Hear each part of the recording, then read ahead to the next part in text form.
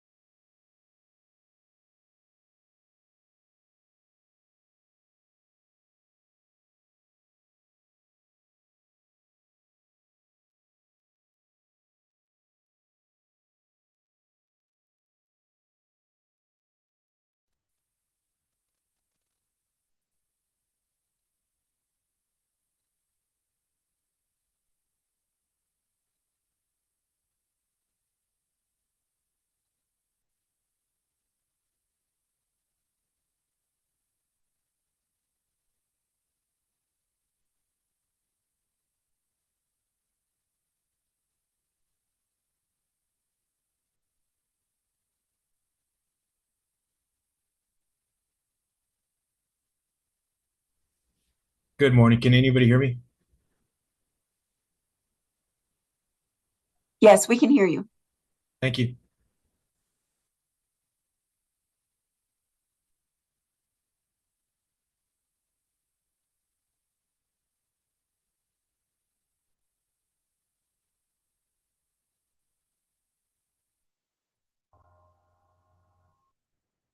Can anybody hear me?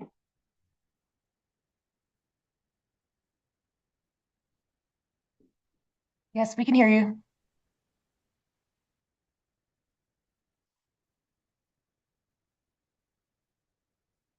Can anybody hear me? Yes, we can hear you. Thank you.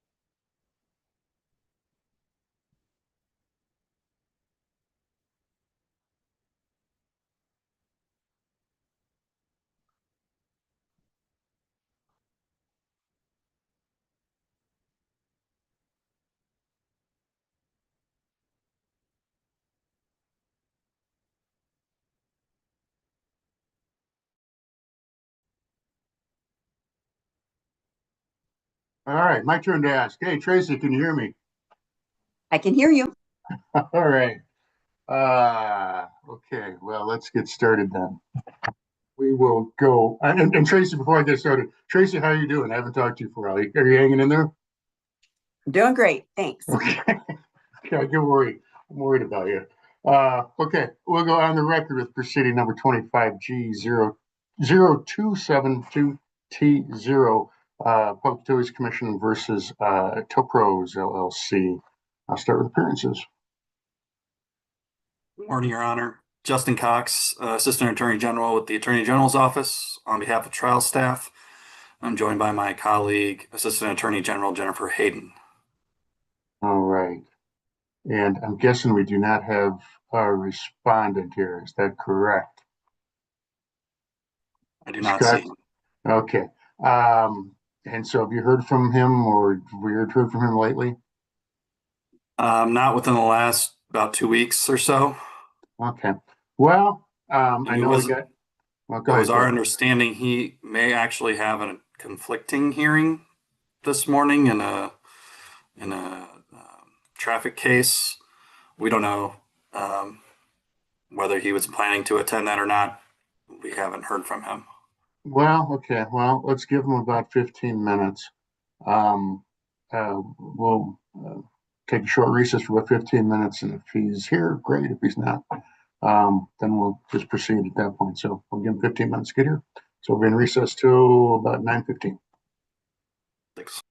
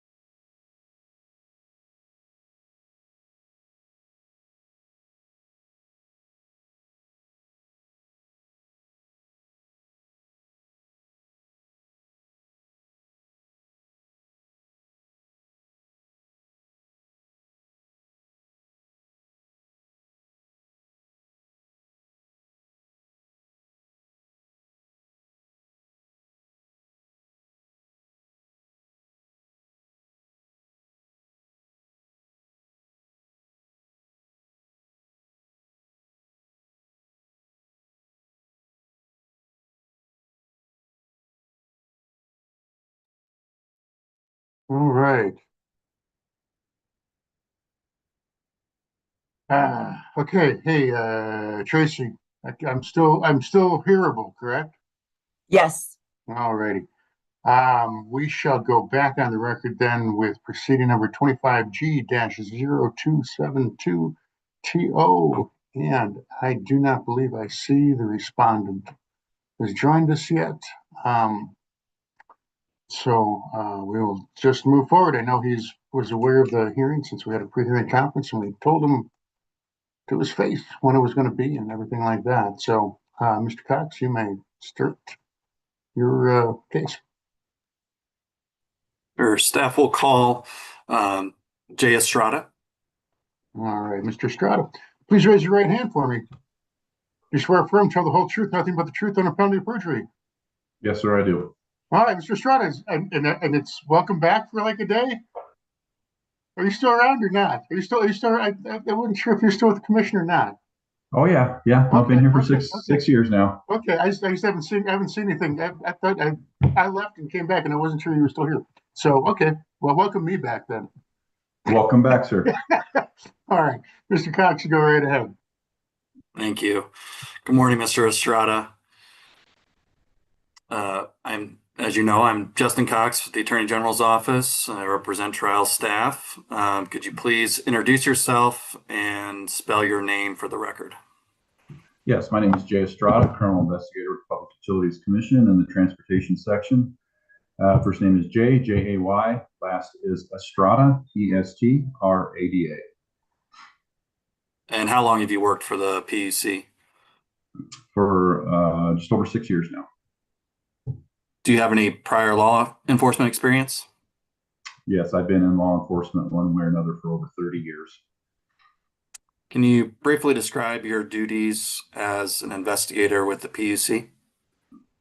To investigate and regulate the entities which consist of towing, limousines, taxi cabs, and the Uber and Lyfts, and conduct level 1 inspections and safety compliance reviews with all the entities that we regulate. And as part of your duties, are you familiar with the statutes and rules that govern the regulation of tow carriers in Colorado? Yes, I am. Also, as part of your duties, were you assigned to investigate any complaints against Tow Pros LLC? Yes, I was. And did one of those investigations eventually result in the issuance of the civil penalty assessment or notice of complaint to appear, otherwise known as a CPAN, number 139529 in this case? Yes.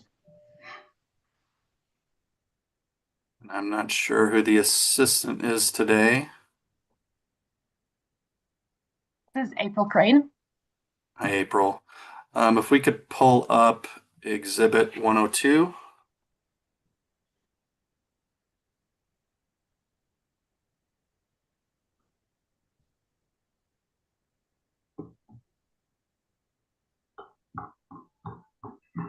You. And Mr. Estrada, do you recognize this document?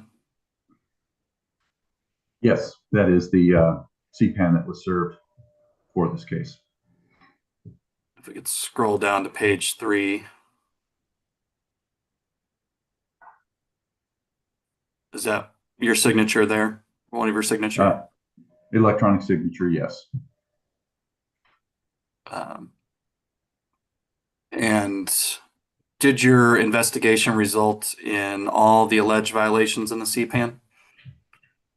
My investigation was the first 3 listed on the CPAN, yes.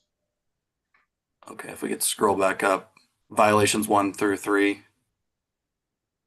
that correct? Yes. Do you know who investigated the other violations? Investigator Joe Potts.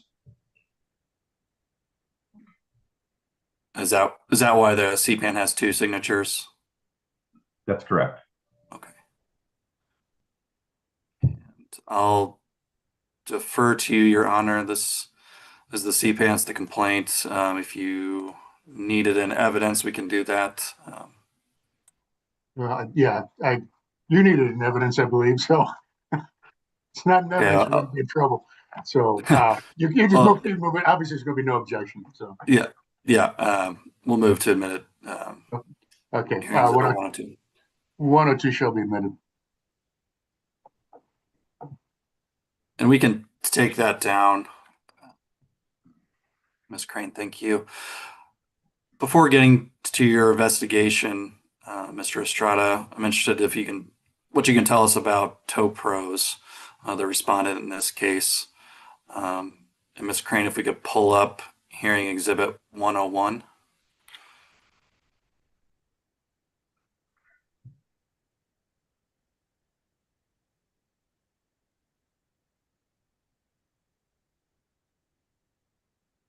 Thank you. If you just want to scroll through real quick. And Investigator Estrada, do you recognize this document? Yes, that's what's called a composite report out of our IFM system, the integrated filing management system that gives us all the information about the entity as far as the status of their permit, their insurance, addresses, emails, contact information, pretty much everything that we need. Is it the regular practice of the commission to create and maintain these types of records in the ordinary course of its business activities? Yes, it is. Staff moves to admit hearing exhibit 101. 101 shall be admitted. And what type of business is Tow Pros LLC? Towing.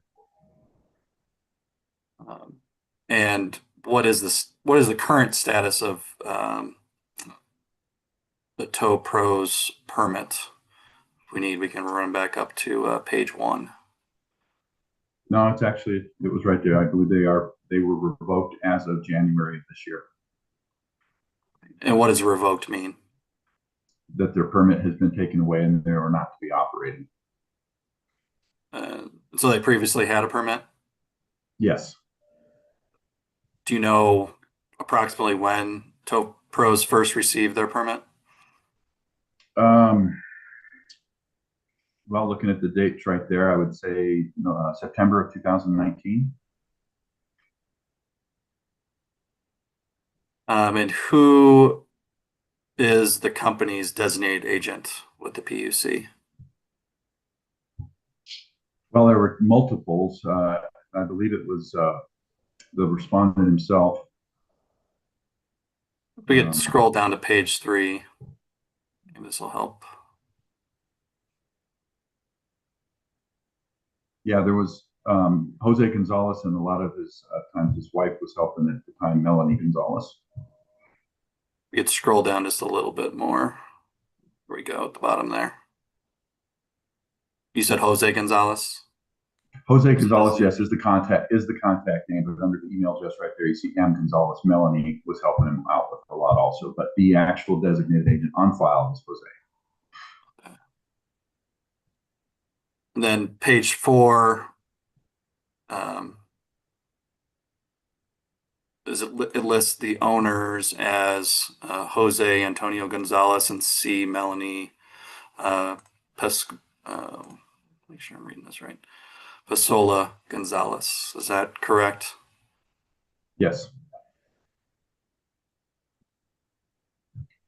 We can take this down. Thank you.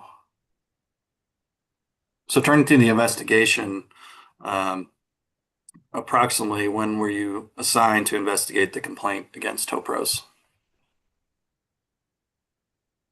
The actual date that I was assigned, I'm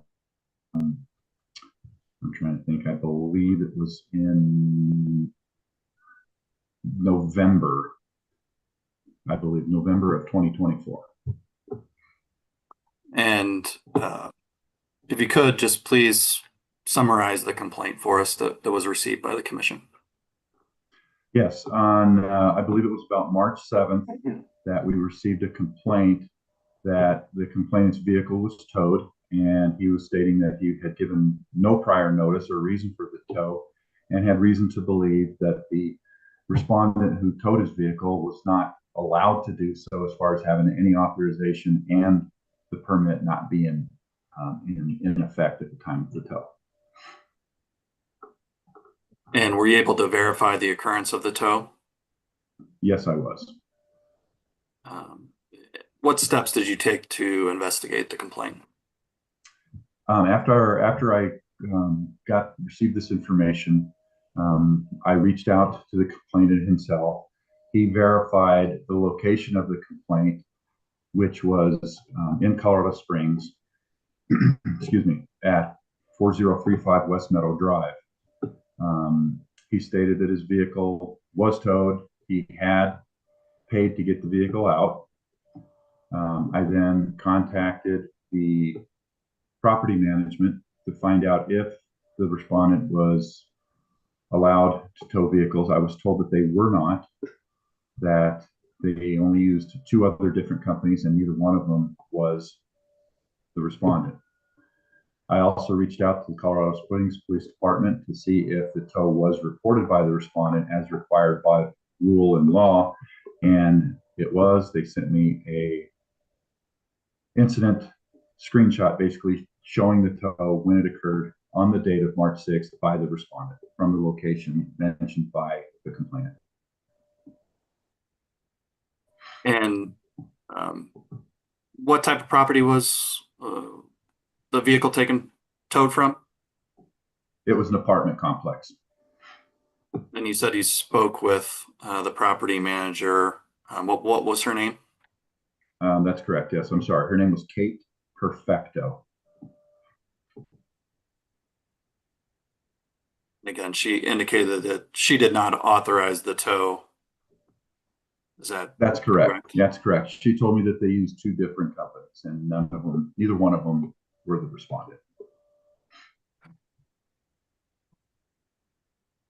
When you checked the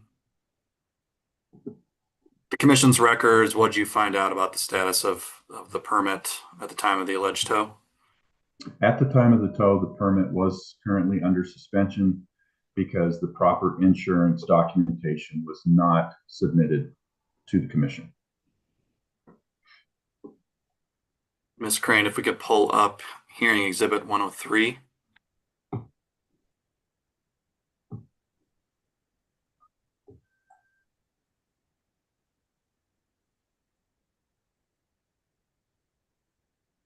Mr. Estrada, do you recognize this document? Yes, it is the order of summary suspension that is sent out to carriers if there are issues with the permit status, as far as in this case, especially with insurance being on file with the commission. If we could scroll down page 8, I think. Get there.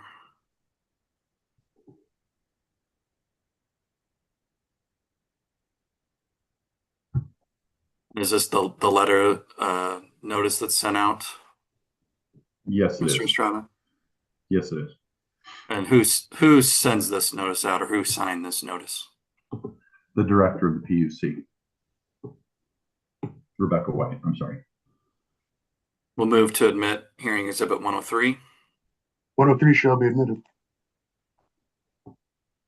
And on page 8 here, can you tell us when this order of summary suspension was mailed? Looks like January 19th of 2024. And what date did the letter indicate that TowPro's permit would be summarily suspended? By February 4th, if all 3 forms of insurance was not submitted to the PUC. And do you know if the permit was actually suspended? Yes, it was.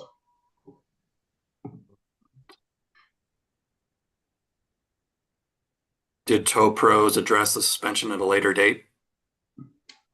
Yes, they did. They submitted 2 of the 3 forms by, I believe it was February 27th.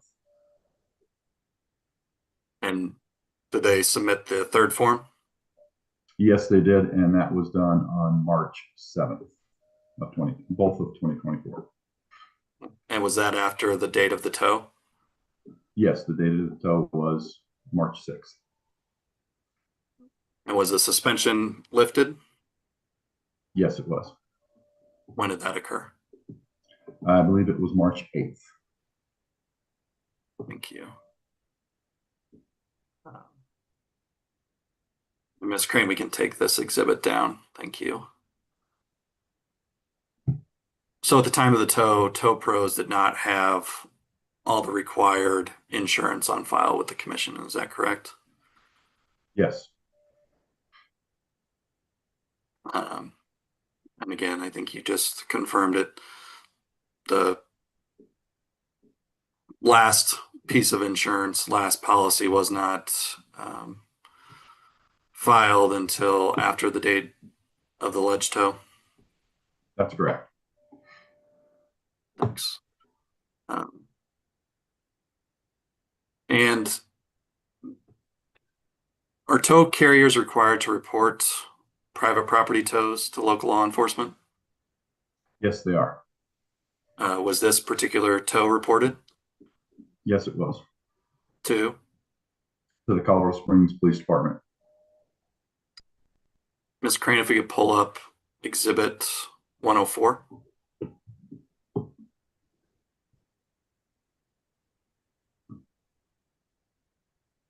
Investigator Estrada, are you familiar with this document? Yes, that is the screenshot of the incident report that was given to me by the police department documenting that the tow occurred on March 6th. And did you request the report from the Colorado Springs Police Department? Yes, I did. And is Colorado Springs Police Department a government agency? Yes. Your Honor will move to admit hearing Exhibit 104. 104 shall be admitted. And Investigator Estrada, in this report, did it verify the details provided by the complainant related to the tow? Yes, it did. And when did the tow occur? March 6th. Um, I'm sorry, of 2024. Thanks. And this is the same vehicle that is noted here in the report. Was that the same vehicle identified by the complainant? Yes, it is. Thank you. We can take this one down as well and pull up hearing Exhibit 105.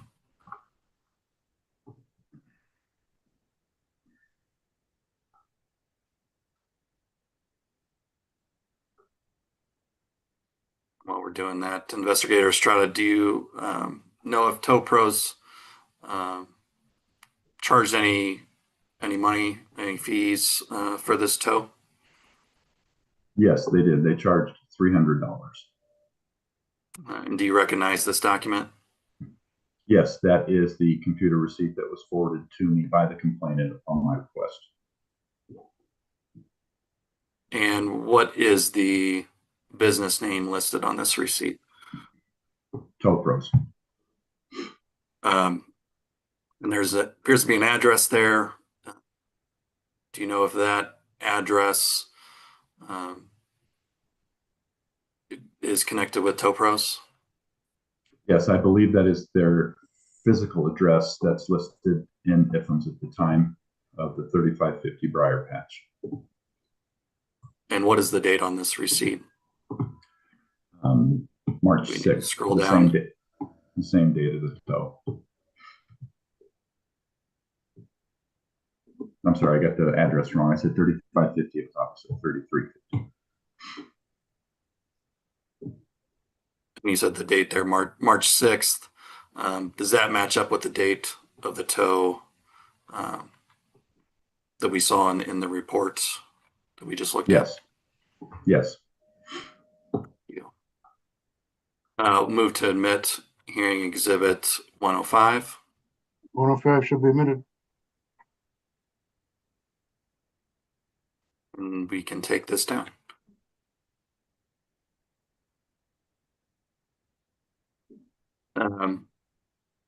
Mr. Estrada, based on your investigation, did you pursue the CPAN against Topros? Yes, combining with Investigator Potts, we put it together in order to have him serve for the cases we investigated. Do you have any recommendations for the ALJ today related to violations 1 through 3 in the CPAN?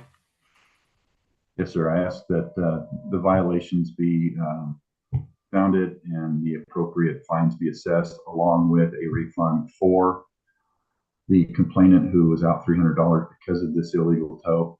And also, I would further recommend that because of the history that you find out more with Investigator Potts, that a cease and desist be issued against this company because they have been operating outside the bounds of our rules and statutes.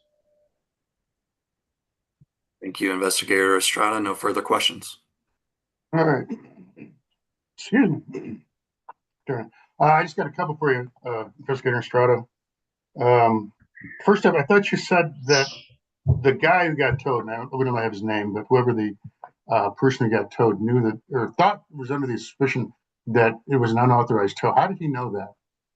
You know, that's just what he had written in his complaint. Okay. And when I spoke with him, I can't really exactly say how he was able to confirm that.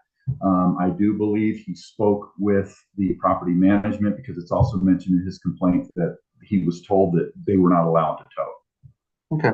And you said you talked to the property manager, is that correct? Yes, sir. Was Topros ever one of the authorized tow carriers for the apartment complex? No, the property manager gave me 2 other companies, and neither one of them was Topros. But at no time, it hadn't been that they'd been canceled or had previously been a tow company. There was no information to suggest that they were ever allowed to tow from that property. Okay. All right. A couple other things. So in the CPAN, there is a violation for not having a permit at the time of the tow and for no insurance at the time of the tow. Am I correct in that? That the ones that you assessed, correct? Yes, sir. Okay. April, could you bring up Hearing Exhibit 101 real quickly?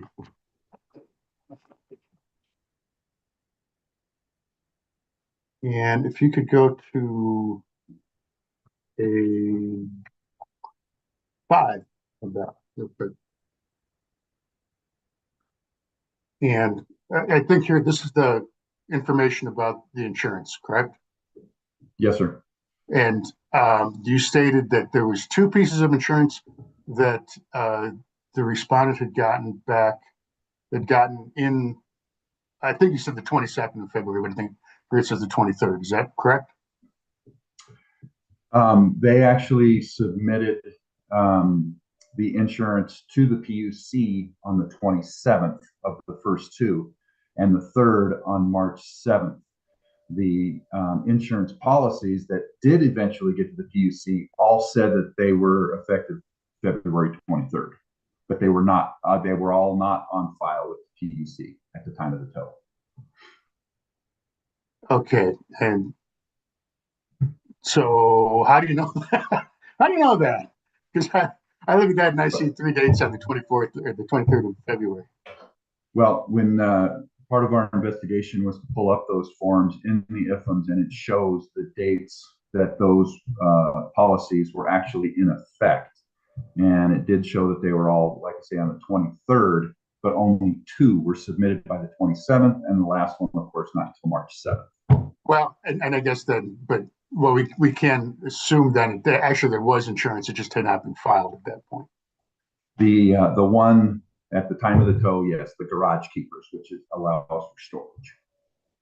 Well, but I mean, all 3 of them. I see 3 that say that it was effective those dates. It was effective on the 23rd of February. The tow happened in March. So correct. 2 of the 3. Well, but it looks like all 3 were effective, but they just weren't filed with the commission. Correct. Okay. The other thing I want to check. April, could you bring up hearing exhibit 103?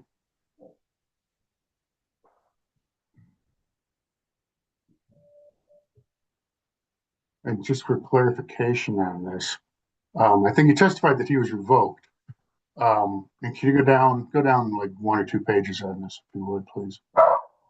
If we look, and stop right there, that's fine. If we look sideways there, the hearing date was the 14th of February.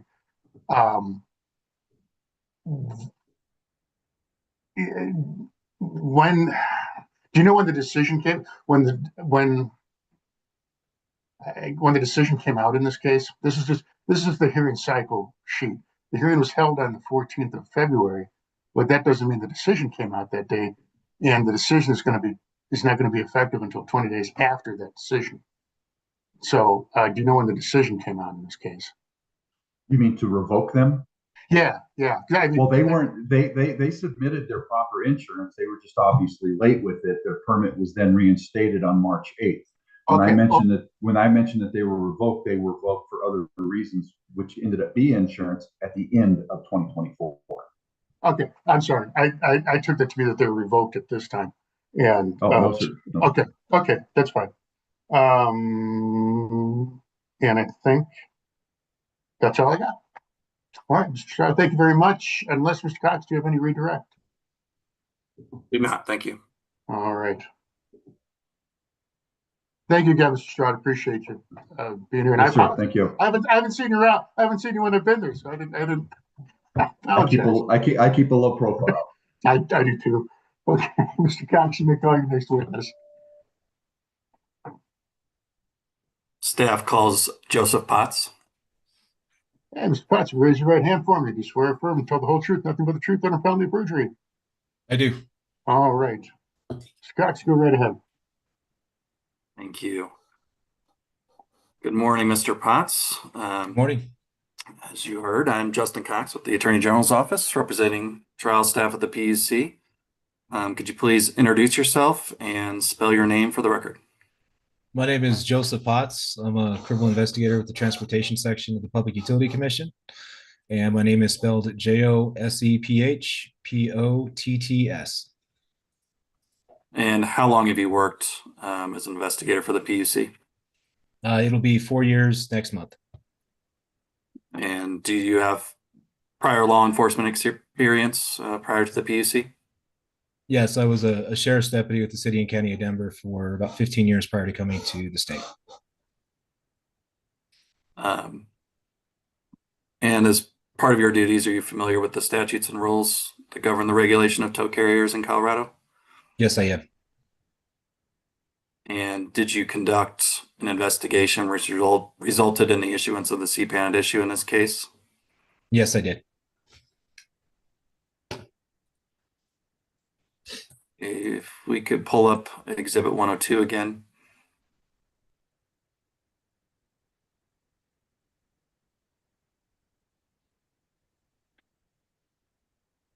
Thank you. And Mr. Potts, do you recognize this document? Yes, I do. And on page 3, is that your name and signature? Yes, it is. An earlier investigator Estrada testified that his investigations led to violations number 1 through 3 in the CPAN. And what violations resulted from your investigation? I had violations 4 through the remainder of the document. Thank you, Ms. Crane. We can take this down. And what caused you to investigate tow pros related to this case? A complaint had been filed against the company. Can you please summarize that complaint? Yeah. I want to say it's about January 8th of 2024, Fred Agasari filed a complaint alleging that he had 2 vehicles that were towed non-consensually from Denver Health Medical Center. Upon follow-up with him, he told me that the 2 vehicles were towed, and he didn't necessarily question the reason for the tow. However, when he went to claim the vehicles from the tow yard, he said that the Tow yard appeared to be an abandoned house in the middle of a residential neighborhood. There was no signage present indicating that it was a tow yard belonging to Tow Pros, and that he was forced to pay in cash and was not given a receipt once he paid their fees. He went on to say that he paid the fees, got both the vehicles, which were a Isuzu box truck and a early 90s model Mercedes, from the tow yard. However, he did not have the keys for the Mercedes, so he left in the box truck, came back a day or two later to retrieve his Mercedes, and lo and behold, it had been retowed from the side of the city road back into the impound yard. When he attempted to contact the tow company to get his car back, they attempted or asked him to pay an additional $700 to get the car back once again. And he ultimately decided his best recourse was to file a complaint with the Public Utility Commission. And you mentioned you talked to complainant. What other steps did you take to investigate the complaint? A number of things. Initially, once he told me what had happened, I contacted the Denver Police Department Records Bureau and requested any reports of the private property impound involving his two vehicles. They responded and gave me a PPI report for the Mercedes occurring on December 15th. I also reviewed the IFMS profile for Tow Pros, which indicated that their towing permit was in suspended status effective December 12th, which meant that tow was performed while their permit was suspended. And I also did a field trip to the tow yard to see if my observations lined up with what were reported to me by the complainant. Hey, Mr. Potts, real quickly, PPI report, what does PPI stand for? Private property impound. It's a non-consensual tow from private property.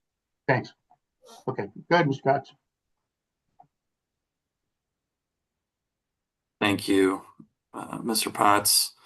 And was your investigation limited to essentially these two alleged tows by the complainant? Not necessarily. While all of this was going on, I received an email from another tow company who provided me with a copy of an invoice from Tow Pros for a tow that was performed on December 24th of 2024, in which they were hired by an insurance company to go to the tow yard and retrieve a vehicle in early January.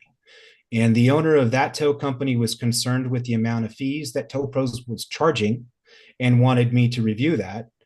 However, I noted that that initial tow had taken place on Christmas Eve of 2024. And again, at that time, their permit was suspended, so they should not have been out there towing vehicles. And just clarification for me, the other company hired Tow Pros? Is that?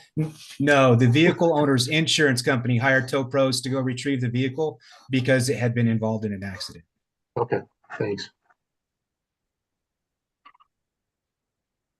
And were there any other tows that were investigated? Yes, during my field trip to the tow yard, again, I went to verify whether or not the reports were true that were reported to me, and I did find this to be a vacant house in the middle of a residential neighborhood in northern Denver. There were several vehicles, approximately 25 or 30 of them, that were parked in a vacant lot and in the backyard, along with a large Tow Pro heavy-duty tow truck. From my vantage point on the sidewalk, I was able to write down several license plate numbers of some of the vehicles that appeared to be impounded. I later ran these license plates in CCIC and were able to locate private property PPI reports on at least 3 of them, indicating that those vehicles were towed from private property at a time when the permit was in suspended status. Thank you. So when you checked IFMS, I think you said that the permit was suspended at the time of the tows. Is that correct? Correct. Do you know why the permit was suspended? Apparently, the tow company's insurance carrier had e-filed a cancellation notice with the Public Utility Commission. indicating that their insurance coverage would going to be ineffective a day before. So December 11th was their last day of active insurance coverage. Ms. Crane, if we could pull up hearing exhibit 106.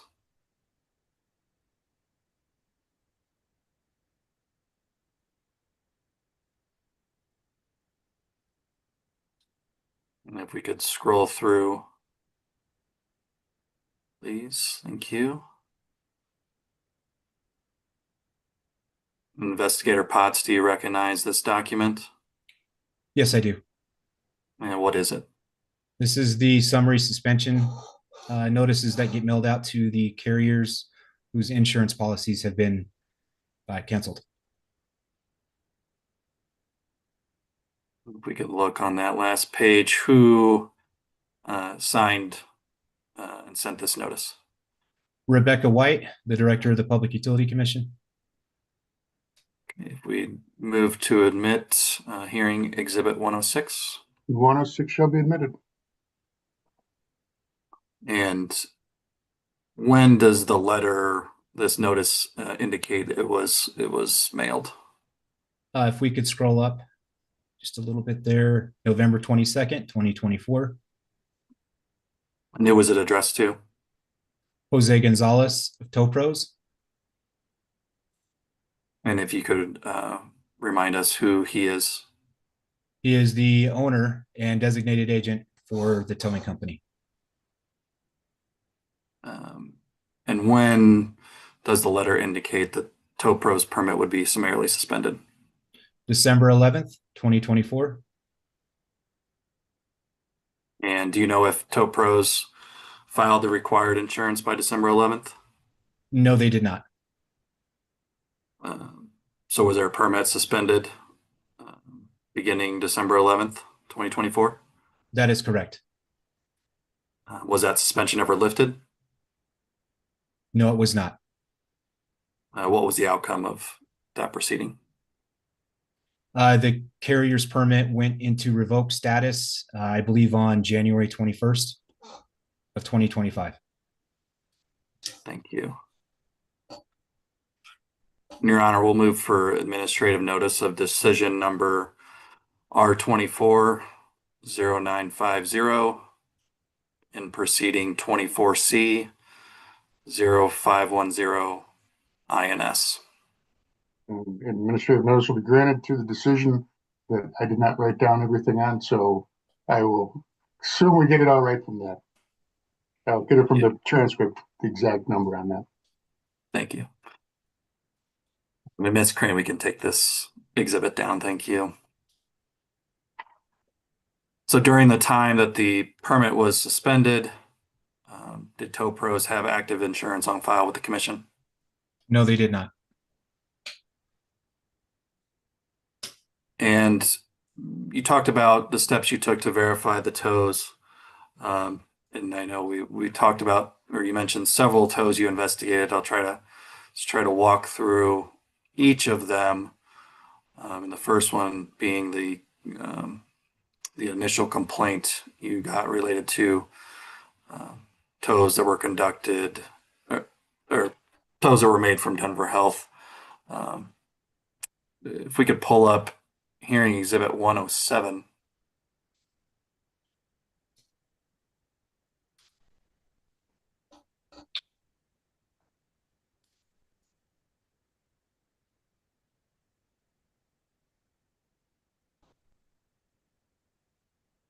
If we could scroll through real quick.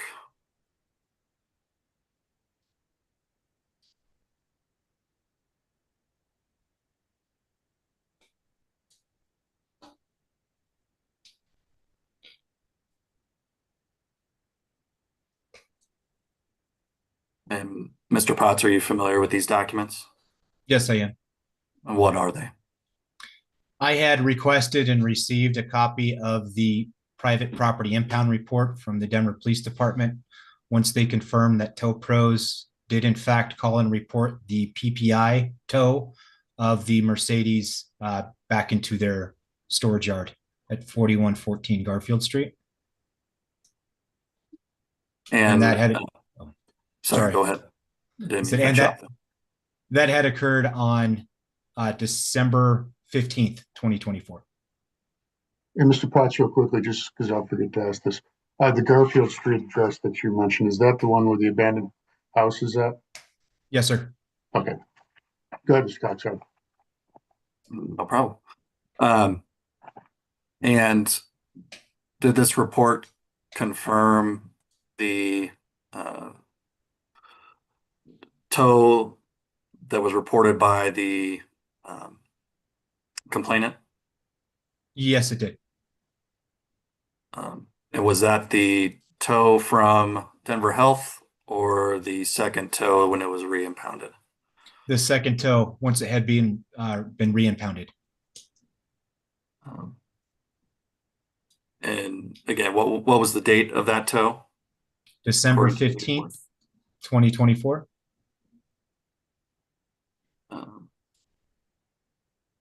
Was there any contact with the respondent regarding this vehicle? No, there was not. Oh, no, there was. I'm sorry, there was. Once we confirmed that this tow had occurred while the permit was suspended, I did reach out to the tow company and ask them to release the vehicle, and at no charge due to the tow being performed without their proper authorities on file. And the vehicle was ultimately towed back to Denver Health, returned to where they found it. So do you know if any charges were collected related to this particular tow, the re-impoundment? I do not believe so, no. And what date is that one? Is that the 15th of December? Yes, sir. Okay. Do you know if charges were collected for the previous tow from Denver Health? Yes. Thank you. What date is that tow? December 15th is the first tow, at least after the March. The vehicles were initially towed from Denver Health, I believe on December 11th or 12th. They were never reported to the police department, and the complaint was never provided with an invoice. So I had no hard evidence on the date that was actually committed. And they're not on the seat. Those tows are not on the CPAN. Correct. Okay. I just want to make sure of that. Thank you. Thank you, Ms. Crane. We can take this exhibit down.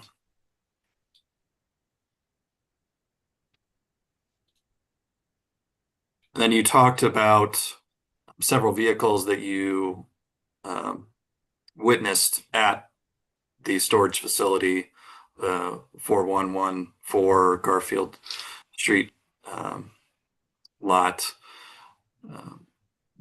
Did you also reach out to law enforcement about those tows? Yes, I did.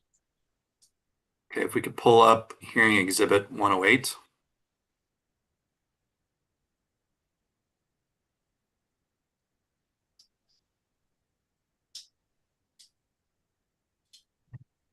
Scroll through this one again. Mr. Potts, if you can let us know if you recognize this document. Yes, I do. Or these documents, excuse me, there's multiple in there. And what are they? This is an email exchange I had with the record supervisor at the Denver Police Department.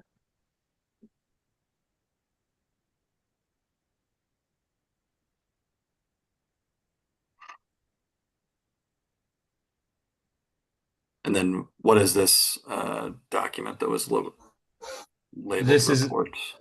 a copy of the police report for when the tow company called and reported the PPI tow of a 2003 Mercury Sable that had been impounded at the 4114 Garfield Street impound, and a vehicle that I observed in their parking lot or in their tow yard. And was this report from the Denver Police Department? Yes, it was. Move to admit hearing exhibit 108. 108 shall be admitted.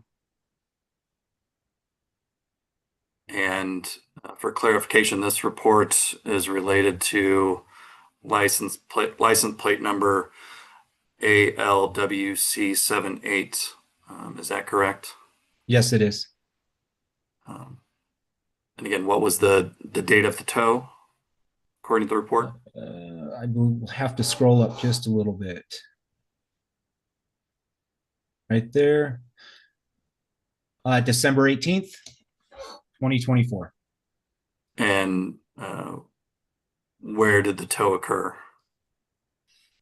It doesn't indicate where the tow originated from, but the address of 4114 North Garfield Street appears. So I'm assuming they provided the address of the tow yard. Is it fair to say that it likely was occurred in Denver?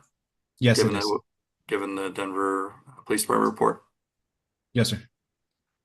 Thank you. We can take this one down. And just to confirm that I ALW, want to ask a question. I want to ask a question real quickly here. sure. So, if I'm following correctly, you saw the vehicle at his lot, correct? And then you investigated from that. Correct. Is there any evidence it was towed?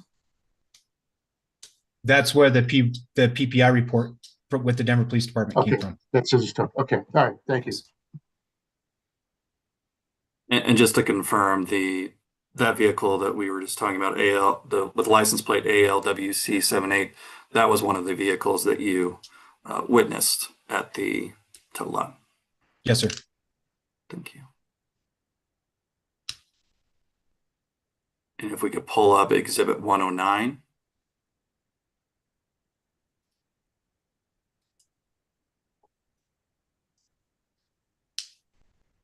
And then, Investigator Potts, real quickly, on that tow on the 18th of December, do you know if any charges were made to, you don't know if it was never released, correct? I don't know the status. I attempted to reach the vehicle owners in all of these cases, and I wasn't able to get in touch with anybody. I don't know if I had bad registration information or old information, but I never was able to get in touch with the vehicle owner. So to your knowledge, none of these cards were ever released and no charges were ever put on these cars to release them. Yeah. To my knowledge, I have no idea what happened to the vehicle after I left the tow yard. Okay, great. So okay, thank you. And Mr. Potts, do you recognize this document? Yes, I do. And what is it? This is an email exchange with the record supervisor from the Aurora Police Department.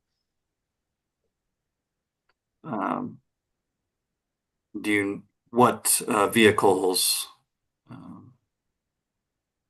does this document relate to? So there were two other vehicles that I observed in the yard that had reported hits on PPI tows with CCIC, indicating that the tows were reported to the Aurora Police Department. I provided the vehicle information to Aurora Police Records, and they provided me with essentially their copy of the PPI report in their system. They're not able to provide an actual report structure like Denver Police does. However, he researched in their computer system the date and time that these vehicles were reported as PPI tows from the tow truck driver of Tow Pros on the date and time that they were towed from wherever they were. If we could scroll down to page 2.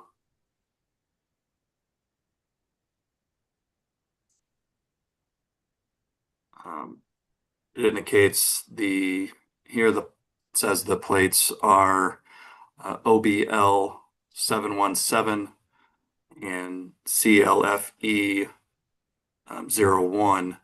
Are those consistent with the plates that you witnessed at the tow yard? Yes, they are. And what does the report indicate for the dates of the tows for these vehicles?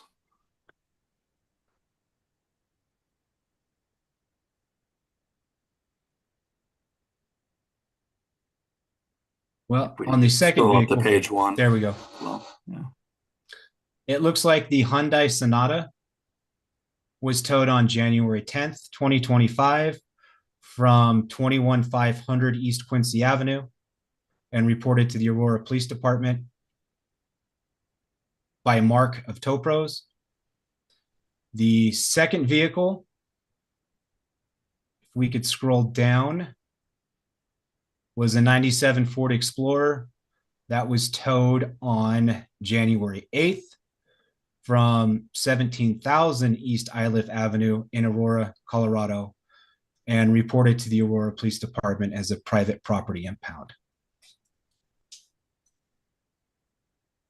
And are both of those at that initial address you said, Quincy Avenue, is that in Aurora or? I assume it was.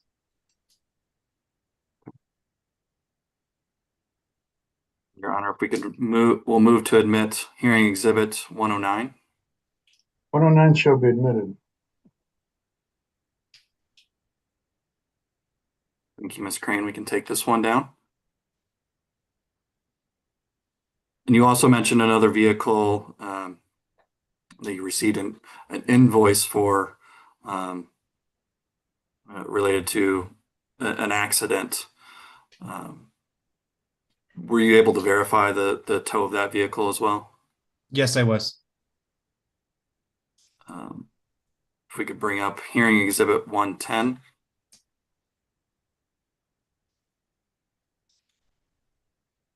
Are you familiar with this document? Yes, I am.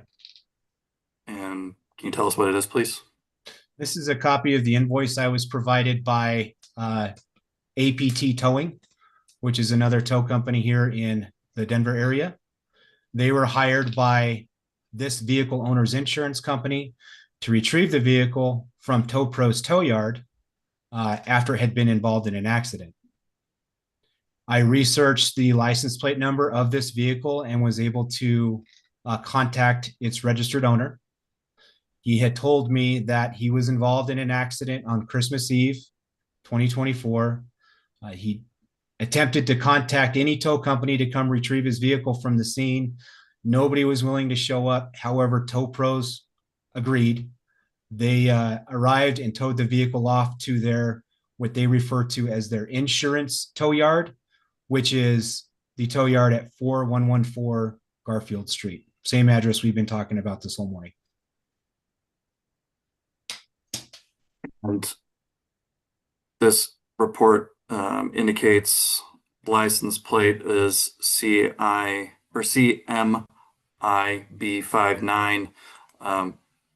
Was that the vehicle confirmed by the individual you spoke with, the owner of the vehicle? Yeah, that's correct. And what date did the tow occur? December 24th, 2024. And where was that at? It looks like it was towed from West Florida Avenue at South Irving Street in Denver, Colorado. And this invoice indicates an amount. Do you know who or if anyone paid that charge? Yes. APT Towing, the company that was hired by the vehicle owner's insurance company to retrieve it, had to pay the initial towing and storage charges in order to have the vehicle released so they could then take it on to the repair shop. Thank you. Your Honor, will move to admit hearing exhibit 110. 110 shall be admitted, just so I'm sure. So the insurance company paid just slightly under $3,000 for its release. Is that correct? Yes, sir. Okay. And Investigator Potts, were you able to obtain any law enforcement records related to this tow? No, since this is an insurance tow, it is considered a consensual tow, and tow companies are not required to contact law enforcement and inform them that they are towing the vehicle. Thank you. Screen, we can take this down.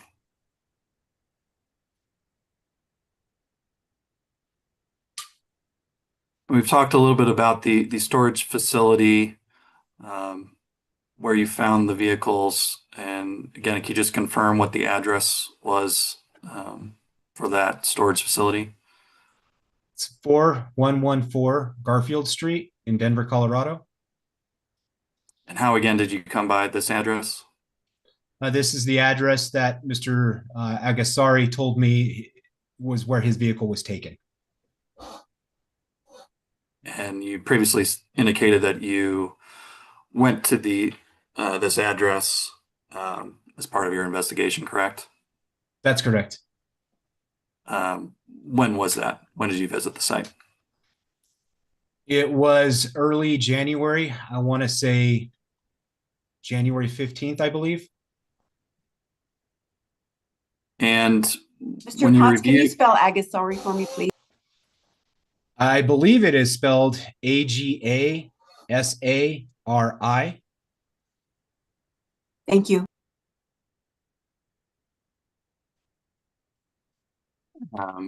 when you reviewed the commission's records, was this storage facility listed as one of the storage facilities for TowPros?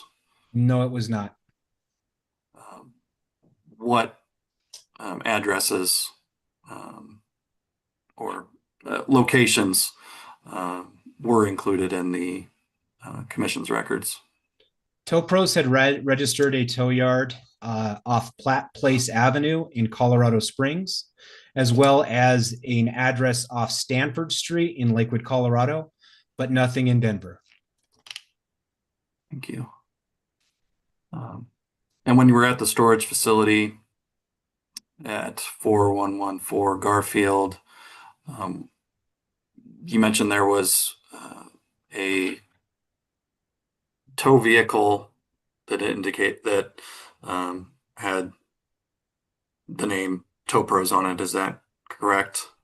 Yes, there was a large heavy-duty tow truck with TowPros graphics and markings on the vehicle, which led me to believe I was in the right place.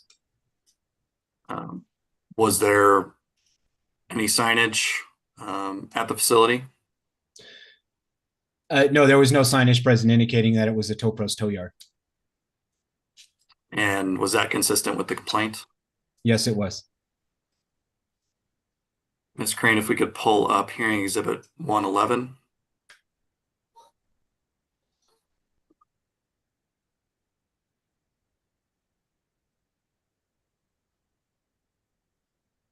And if we could scroll through, do you recognize these photos, Mr. Potts? Yes, I do. And what are these photos of? These are the photos that I took of the tow yard, as well as this. I believe this is the photo that I was sent by the complainant. So can you just clarify for us in this document what photos you took and which ones you were sent by the complainant? My photos have a date and timestamp displayed within the image. These images without a date and timestamp were provided to me by Mr. Agasari. Okay. So if we could scroll back up just to confirm, I think.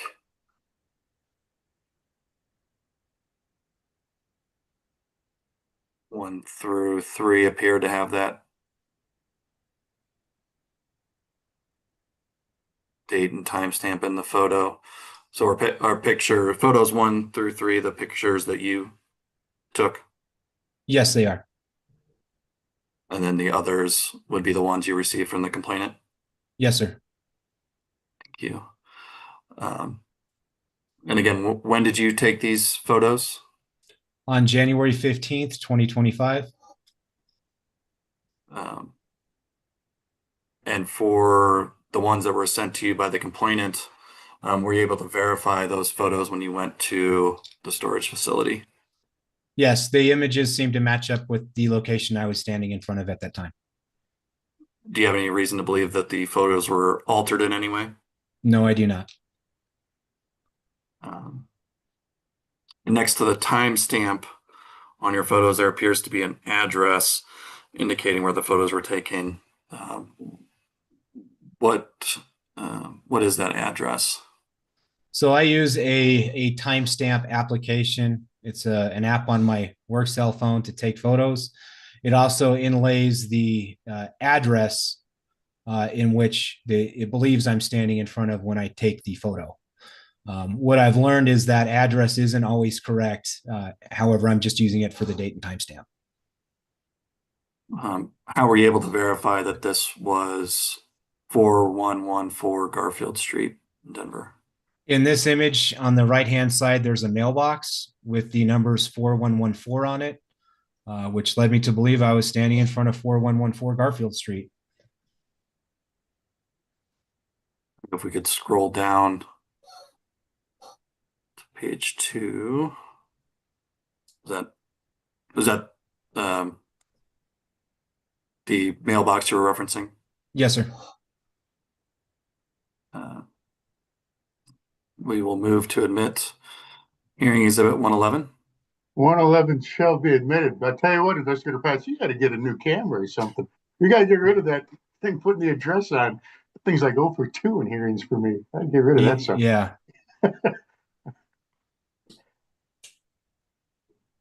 Thank you, Ms. Crane. We can take this exhibit down for now.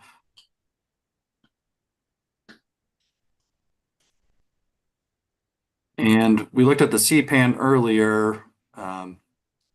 Who served the CPAN? I in did. this case?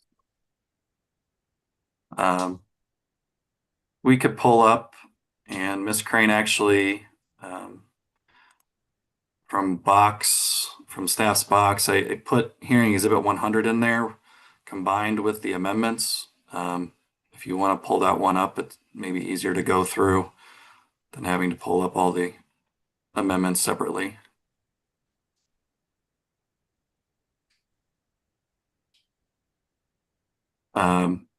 Investigator Potts, are you familiar with this document? Yes, I am. What is it? This is an affidavit that I filled out regarding the service of the CPAN. If we could scroll down to page 4.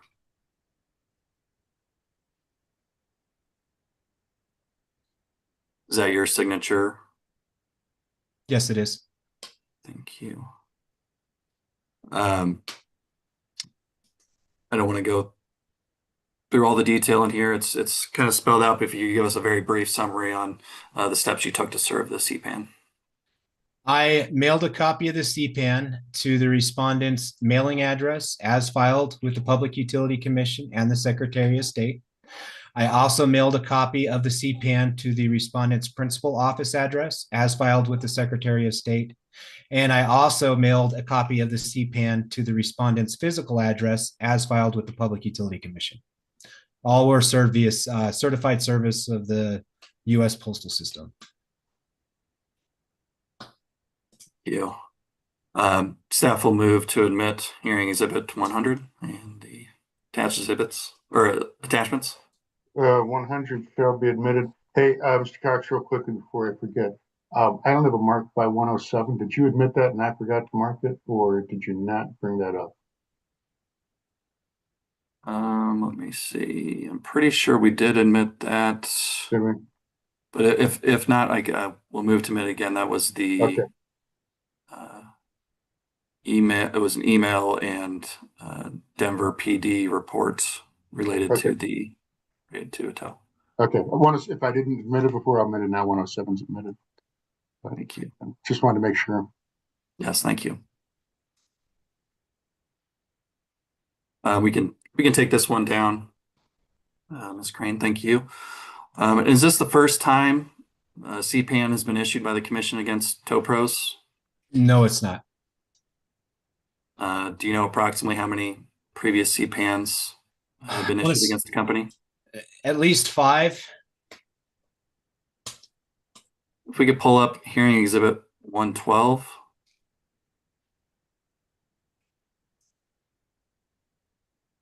And scroll through, and Mr. Potts, if you could tell us if you're familiar with these documents.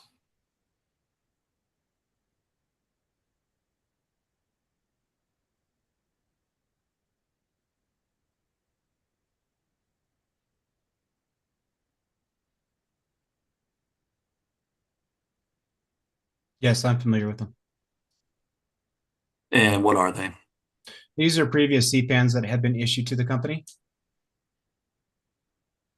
And are these maintained by the commission in the regular course of business? Yes, they are.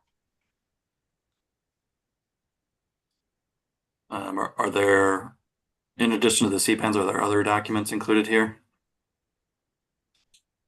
It looks like the respondent paid the CPAN and admitted to liability.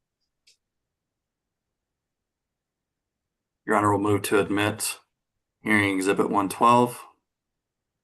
112 shall be admitted.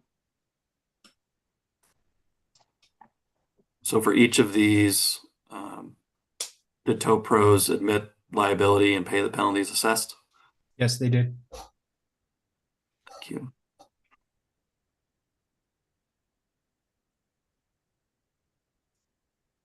Ms. Crane, we can take this one down as well. And since tow pro's permit was suspended in December 2024, has tow pros applied to reinstate its permit? Yes, they have. Under tow pros LLC? No, they changed the name of the company to, I believe it was Tow Pros 24/7, something to that effect. We could pull up hearing exhibit 113.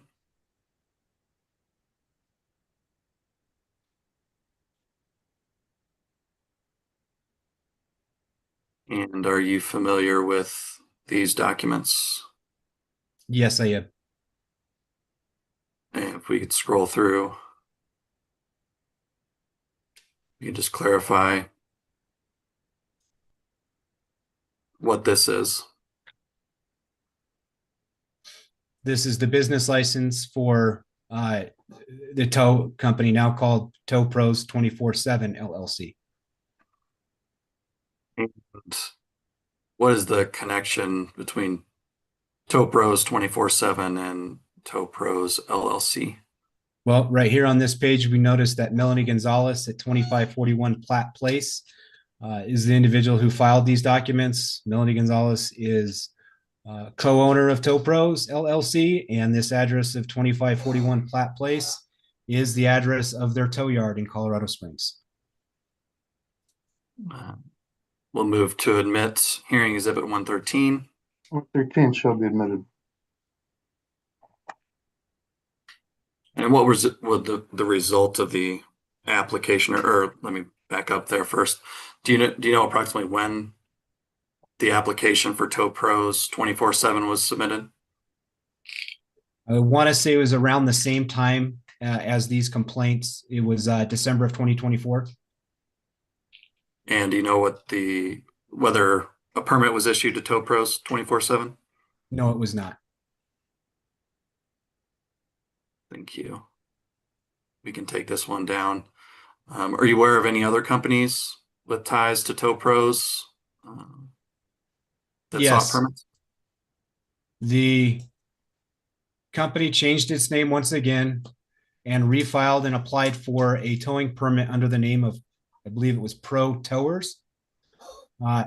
However, we did not catch that. The information, such as the address and designated agent, was different than what we had for Tow Pros LLC, and that permit was approved. However, it had since been revoked due to insurance-related reasons. If we could pull up hearing exhibit 114.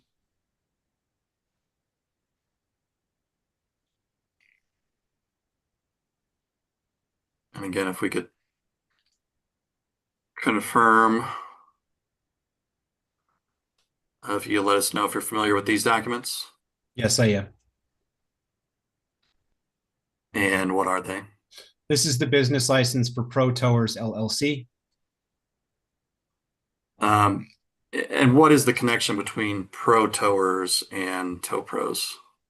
When you pull up the application for Pro Towers LLC, you'll find that the designated agent for that particular company is a lady by the name of Jennifer Taylor.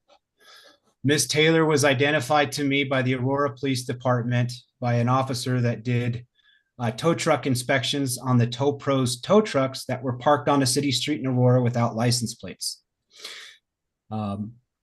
This particular person has an address off East Prentice Avenue here in Aurora, Colorado, and also has registered her driver's license at this 5752 South Bahama Circle address in Aurora, Colorado. The police officer informed me that Miss Taylor was actually the dispatcher who was dispatching out of that residence for the tow company, which led me to believe that the company talked one of their employees into becoming the designated agent and apply for a license with a new name. Would move to admit hearing exhibit 114. 114 shall be admitted. When was that issued for pro towers? The business license or the towing permit? The permit. I want to say it was around March of 2025, and it was only in existence for about 6 months. Okay. So it would have been after all the tows that are listed. Yes, sir. Okay. Thank you, Ms. Crane. We can take this down.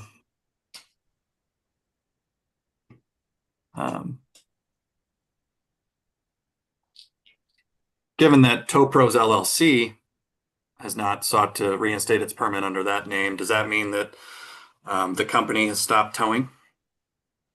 No, they're continuing to tow. And what makes you say that? I contacted the Colorado Springs Police Department. Again, I asked them if they could please provide me with a list of all tows, all PPI tows that Tow Pros had reported to their dispatch from May 15th or May 1st, I should say, 2025 until September 15th, 2025. And I received a list of about 25 tows in which their drivers were reporting non-consensual PPI tows to the Springs Police Department. If we could bring up, jump out of order a little bit here, but hearing exhibit 116.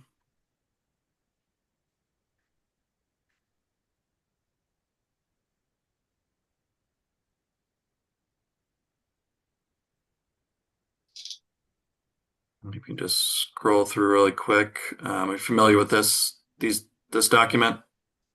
Yes, I am. And what is it? This is an email exchange with the record supervisor from the Colorado Springs Police Department in which I, again, requested a list of all tows that were performed between those two dates. And was there an attachment? Yes, there was. If we could pull up hearing exhibit 117.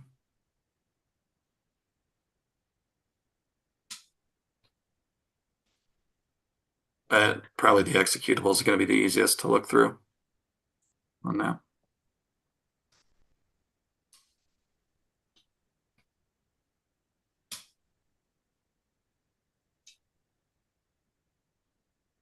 Q. Is this the attachment that was included on those emails? Yes, sir. And can you give us a summary or a description of what this spreadsheet, what information is included here? They compiled their data and sent me this list. Again, these are all private property impounds that were reported to the Colorado Springs Police Department Dispatch Center for all PPI tows that Tow Pros had called in and reported. It's like the earliest one that appears on here is May 28th, and the most recent would have been August 27th. And there's about 19 tows on here. It looks like at the bottom there's a May 2nd. Is that the earliest one? Yes, that would have been the earliest one. Okay, thank you. Staff moves to admit hearing exhibit 116 and hearing exhibit 117. 116 and 117 shall be admitted. And we can take this down. Thank you. And did you have any other indications that the company has continued to tow? Yes. There was another invoice that was sent to me by another tow company in the Denver area. Same circumstances that we just discussed earlier, where they were hired by an insurance company to come retrieve a vehicle from the Tow Pros tow yard. They had to pay the fees in order to get the vehicle released so they could take it on to the repair shop. And that tow company provided me with a copy of their invoice. And then my supervisor had recently seen Tow Pros operating in Colorado Springs. If we could first pull up hearing exhibit 118.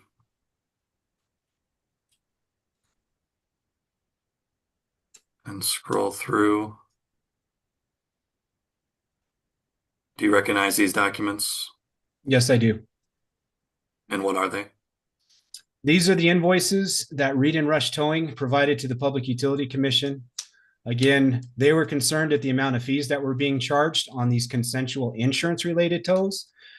However, when I reviewed the dates of each of these tows, they occurred while the towing permit for Tow Pros was suspended.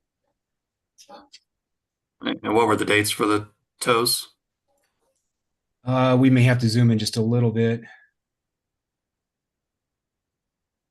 This particular invoice shows August 25th, 2025. If we could scroll up. August 23rd, 2025. And February 18th, 2025. And I think you said suspended before. Do you know if they were suspended or revoked at that time? By February, they would have been in revoked status. Thank you. Staff moves to admit hearing exhibit 118. 118 shall be admitted.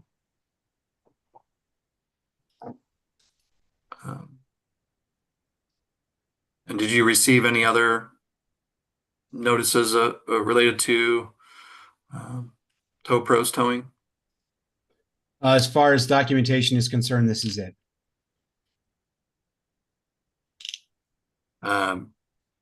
Do you know if the company has a website? They do. We could They pull up still have hearing exhibit 115. Sorry.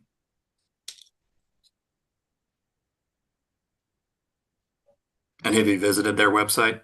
Yes, I have. Do you recognize this document? Yes, I do. And what is it? This is their webpage. And when did you last access the website? Yesterday. And does this document provide a fair and accurate representation of the website? Yes, it does. And how do you know that it's the Tow Pros website? This is the Tow Pros same logo. LLC, excuse me. This is the same logo that I find on all their tow trucks that we see in the upper left-hand corner. It's also the same logo that was on the large heavy-duty tow truck at the Garfield Street impound yard. If we could scroll down to page 5.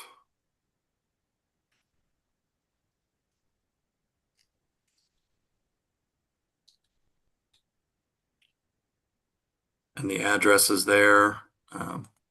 Is that storage facility listed the 4114 Garfield Street? Yes, I see it listed on their webpage. Thank you. Staff moves to admit hearing exhibit 115. 115 shall be admitted.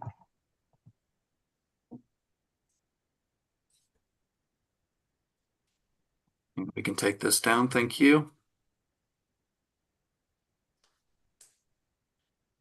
And you said no other notices of tows. That, I believe, is everything. Okay. And based on your investigation and the information regarding ongoing towing activities, what are your recommendations for the ALJ today? Well, first and foremost, I'd ask that the full amount of the penalty be imposed upon the tow company. They're still out there, still operating to this day. I'd ask that refunds be issued to each of the vehicle owners. And I finally would ask that a cease and desist order be issued by the ALJ. Thank you for your time today, Mr. Potts. No further questions. All right. And well, I'll just start right where you ended up there, Investigator Potts. You said refunds. We only know the refund on the first one in April, but the other ones we don't know. Any charges? That's correct, but we do have invoices on the most recent tows that we just talked about. I just said there's the $3,000 one that we know, Yeah, but to my knowledge, that's the only other one we know. At least that is on the CPAN, correct? And that was the first one. The April. Yes, that would be correct. Okay. So those are the only refunds I could give because I don't know what was charged and actually no one paid. No, I understand. Can't refund what they didn't pay. So second off, I want to ask just real quickly so I understand this and make sure I understand it. So TowPros submits a PPI report. When do they have to do that? Within 30 minutes of towing a vehicle from private property, the tow company is required to contact the law enforcement agency in which the vehicle is being towed from and inform their dispatch that that particular tow company has the vehicle and they're supposed to provide the address of where it's going to be stored at, as well as their contact information. That way the vehicle owner could essentially get that information when they realize their car's missing and they know how and where to go get their car. You said you tried to contact these folks on some of these cars and you were unable to find them.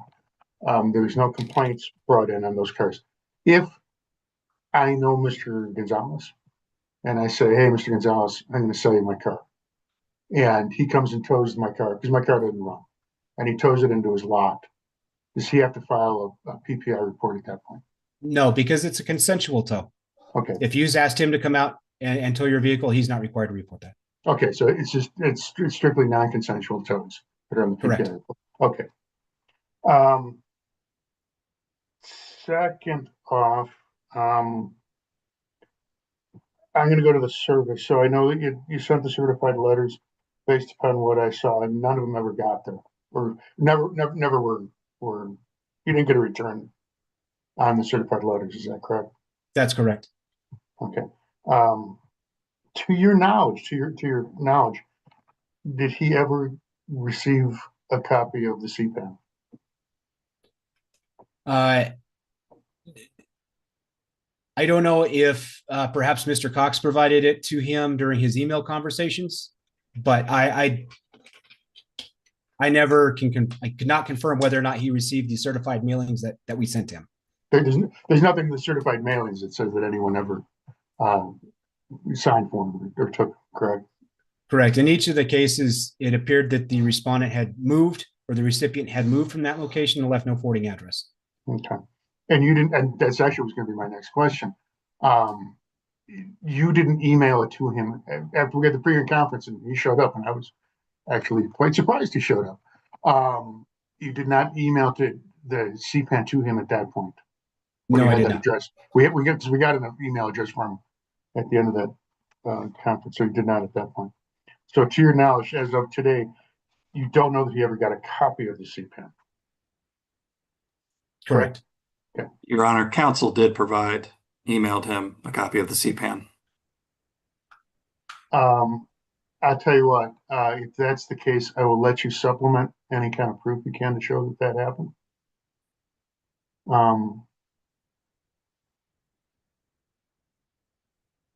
Because that's what I was going to have. Well, I'll tell you what I was going to have you do in a minute here.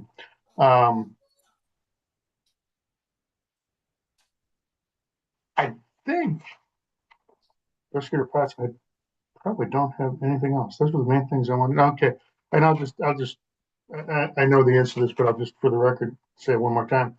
I guess two more things. I guess TowPros never, other than that short period, they never come in compliance. No, sir. Okay, but the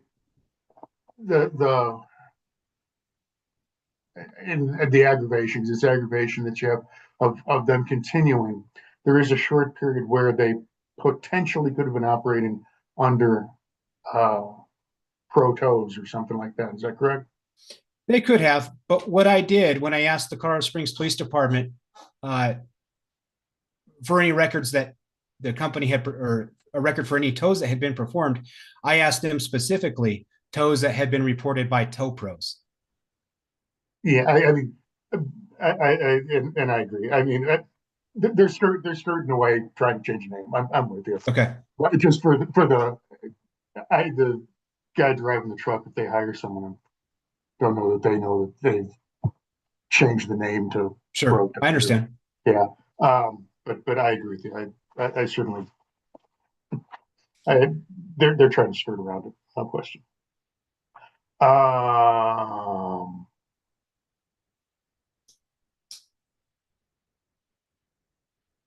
I think that's it. Mr. Cox did a good job of getting a few things I wanted to get out there, whether they're still operating. Is there any additional aggravation or mitigation that you know in the case? Let me ask you that. Not that I'm aware of, other than it doesn't matter what we do. We can't get them to stop towing. And, we still continue to receive complaints and reports, and I can't contact the company. They do not receive certified mail. We're doing everything that we possibly can at this point. Oh, let me ask you this. Do they respond to your emails? They did initially, but I have not had a reason to email them since all this began. Okay. Did they provide any, I mean, I know in most of these cases, you ask for documentation, stuff like that. Did they provide documentation to you? No, I never asked for it. I never had to ask for it. The complainant had a copy of the invoice in some of those cases. Okay, fair enough. All right. I think that's all I have. Mr. Potts, thank you very much. Thank you very much for your testimony here. Unless, Mr. Cox, do you have any redirect? I do have some brief redirect. Mr. Potts, do you recall Your Honor asking about the service of the CPAN and the mailings? Yes. If we could pull up hearing exhibit 100 again.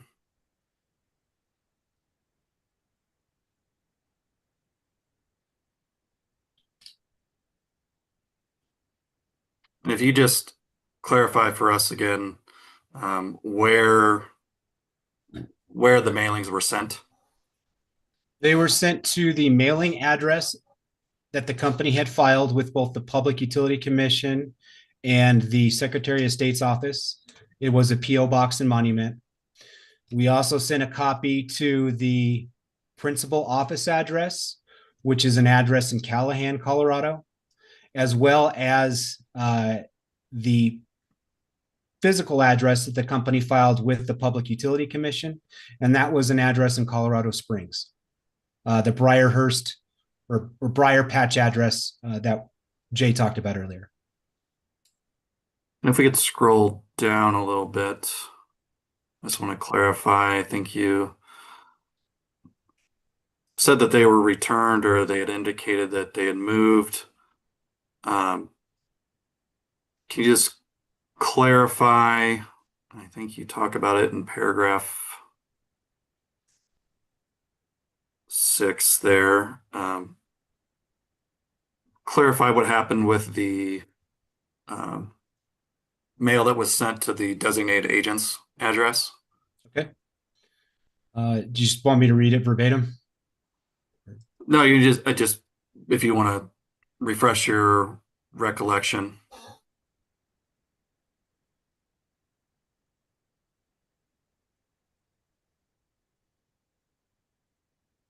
Apparently they attempted to deliver the item on May 24th, left a notice that the item was back at the post office, and it went unclaimed as of June 10th before it was returned.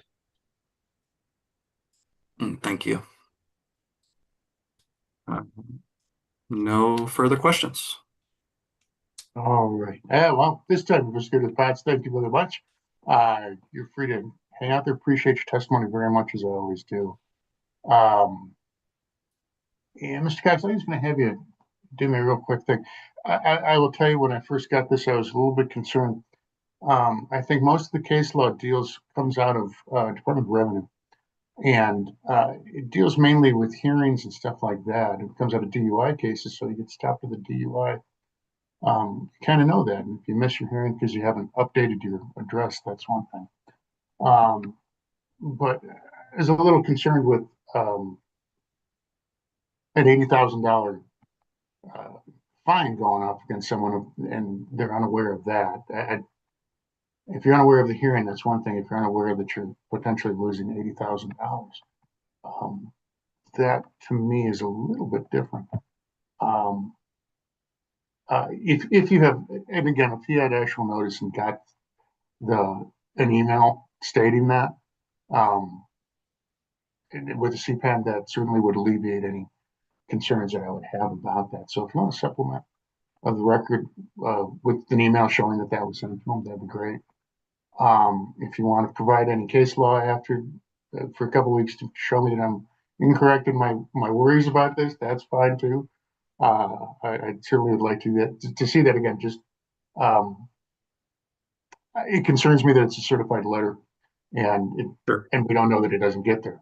I do realize the statute calls for it to be a certified letter. It doesn't say you got to have a return receipt, but for me, why do we want to make it a certified letter? I don't know. But like I said, I'll give you a couple weeks to supplement that if you want. So yes, we can provide the email, and happy to do a short SOP if you want it specifically on the service issue. Yeah, if you could, that'd be great. Just like I say,